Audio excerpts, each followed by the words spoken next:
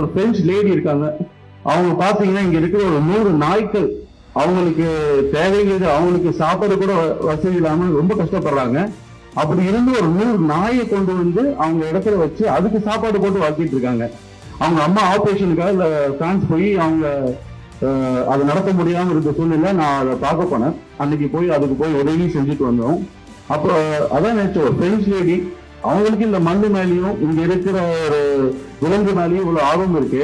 இங்கே பிறந்த இந்த மண்ணே பிறந்தவங்களுக்கு ஏன் அது விட்டு போச்சு? இந்த காசு பணங்கிற ஒரே நோக்கத்துல வந்து எல்லாருமே அவங்களோட இனமும் மதத்தையும் அவங்களோட வரலாறையே மறந்துட்டு ஏதோ ஒரு அரசியல் நோக்கத்துக்காகவும் பதவிக்காகவும் இவங்க பண்றது வந்து இன்னைக்கு சரியில்லை. இதெல்லாம் எதிர்கொண்டிருக்கிறதால வந்திருக்கோம். எந்த பிரச்சனை வந்தாலும் எதிர்கொண்டு சாதிச்சுட்டு தான் இங்கிருந்து போவோம். அப்படி இருக்கும்போது உங்களோட அன்பும் ஆதரவும் என்னைக்குமே தேவை. ஏன்னா பிசினஸ் மேனுக்கு எப்பவுமே ஒரு பணம் இருக்கும், எல்லாமே இருக்கும். பட் என்னன்னா டைம் தான் ரொம்ப இம்பார்ட்டன்ட். அந்த மாதிரி ஒரு நேரத்தை வந்து எந்த ஒரு தொழிலதிபருமே வீணாக்க மாட்டாங்க. ஏன்னா அது எல்லாமே வந்து ஒரு ப்ராஃபிட்டா தான் பார்ப்பாங்க.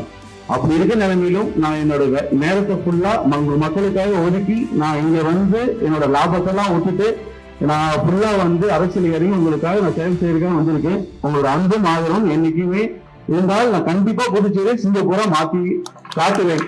இது சத்தியம். நன்றி, வணக்கம்.